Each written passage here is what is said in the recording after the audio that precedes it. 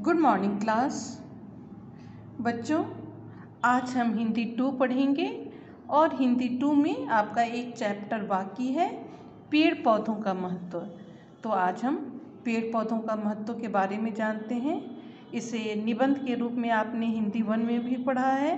आज हम हिंदी 2 में भी पेड़ पौधों का महत्व पढ़ेंगे। तो हम पढ़ते भी हैं और इसके अर्थ को भी समझते हैं। प्राचीन काल में हमारे पूर्वज पेड़ पौधों की पूजा करते थे। यानी प्राचीन काल, पुराने समय की बात हो रही है कि हमारे पूर्वज, जो हमारे पुरखे थे, वो पेड़ पौधों की पूजा किया करते थे। पीपल, वट वृक्ष, तुलसी आदि को आज भी पवित्र माना जाता है। यानी जिस पेड़ की वो पूजा करते थे उसमें खास रूप से वो पीपल, बरगद के पेड़ को, तुलसी के पेड़ को पवित्र मानते थे और उनकी पूजा किया करते थे।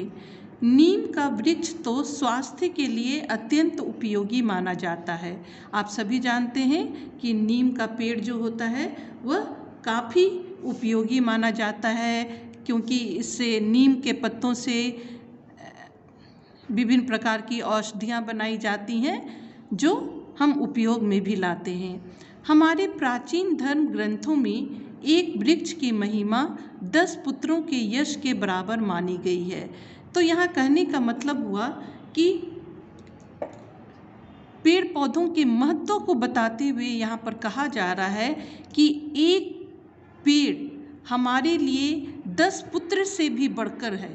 कहने का मतलब हम वृक्ष की उपयोगिता को समझ नहीं पा रहे हैं, इसलिए यहाँ वृक्ष की उपयोगिता को समझाते हुए कहा जा रहा है कि यह 10 पुत्रों के मान से भी बढ़कर है। एक वृक्ष की उपयोगिता जो हमारे लिए बहुत कुछ देती है और जिस पर हमारा जीवन निर्भर करता है। अगला पैराग्राफ है, पेड़ हमें शुद्ध वायु देते हैं। तो यानी पेड़ से ही हमें शुद्ध वायु भी मिलती है। वृक्षों से प्राप्त होने वाली शुद्ध वायु में ऑक्सीजन की मात्रा प्रचुरता में होती है। तो कहने का मतलब ये है कि वृक्ष जो वायु छोड़ते हैं वो वायु ऑक्सीजन के रूप में होता है, जिसे कि हम ग्रहण करते हैं।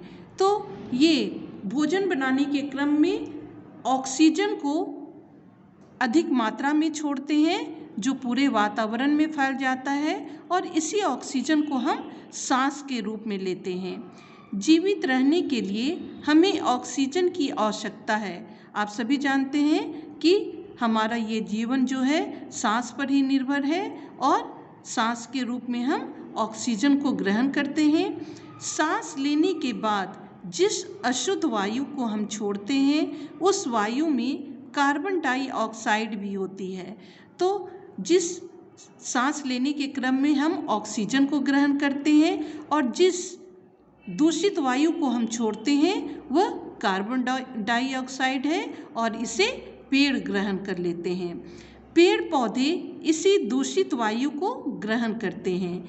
इस प्रकार हमारे चारों ओर के वातावरण को शुद्ध और स्वच्छ बनाए रखने वाले ये भोले भाले और परोपकारी पेड़ पौधे हमारे सच्चे मित्र और सहायक हैं। तो यहाँ पर हम देख रहे हैं कि जिस प्रकार हम दूषित वायु को छोड़ते हैं कार्बन डाइऑक्साइड के रूप में, उसे पेड़ ग्रहण कर ले रहे हैं, और जिस वायु को पेड़ छोड़ते हैं यानी ऑक्सीजन को, शुद्ध वायु को, उसे हम ग्रहण कर रहे हैं। तो इस प्रकार से देखते हैं कि सारा वातावरण ही जो है वह शुद्ध और स्वच्छ साफ हो जाता है।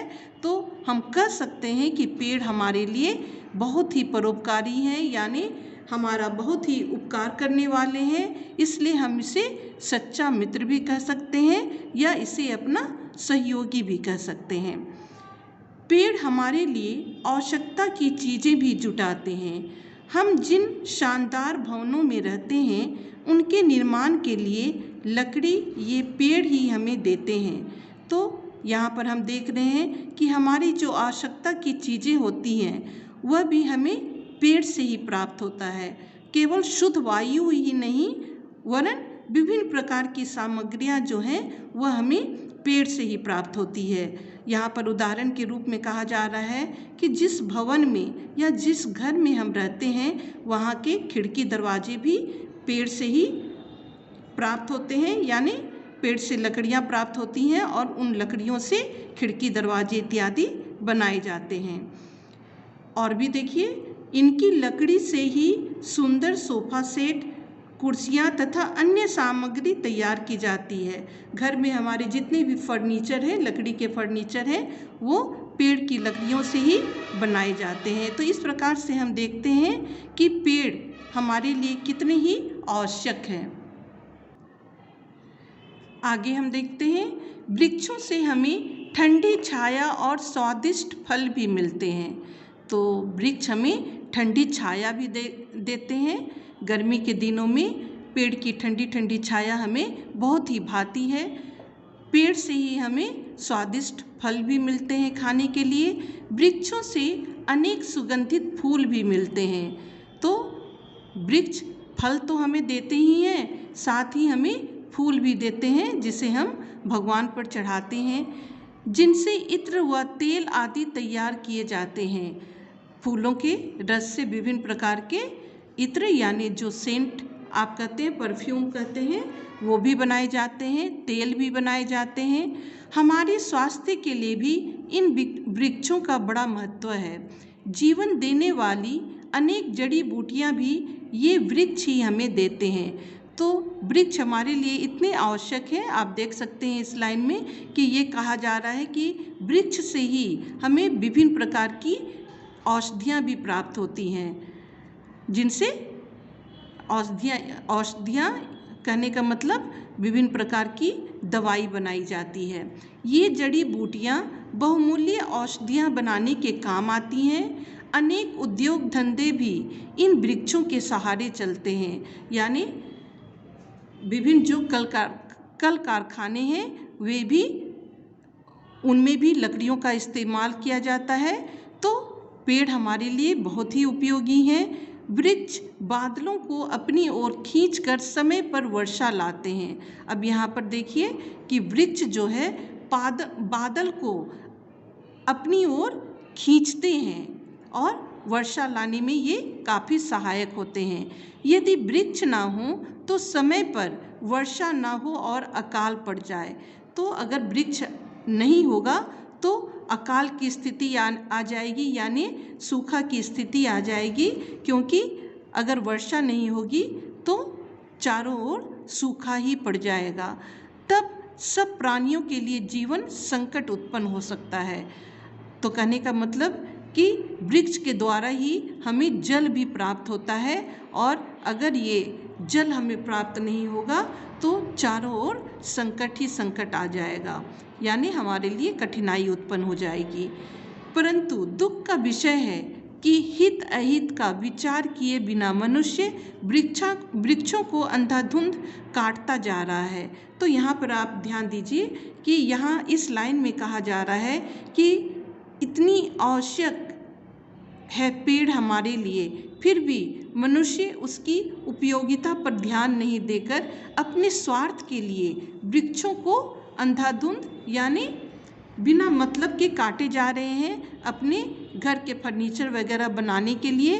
तो इस पर हमें रोक लगानी चाहिए। यहाँ आगे कहा जा रहा है कि वृक्षों के अंधाधुंध कटने पर तुरंत रोक लगानी चाहिए, नए वृक्ष भी लगाने चाहिए। तो यहाँ पर कहा जा रहा है कि हमें अंधाधुंध पेड़ों के कटने पर रोक लगानी चाहिए। हमें अनावश्यक पेड़ों की कटाई नहीं करनी चाहिए। जितनी ज़रूरत है हमें बस उतना ही काटना चाहिए, और विभिन्न प्रकार की सामग्रियाँ जो ज़रूरी सामग्रियाँ हैं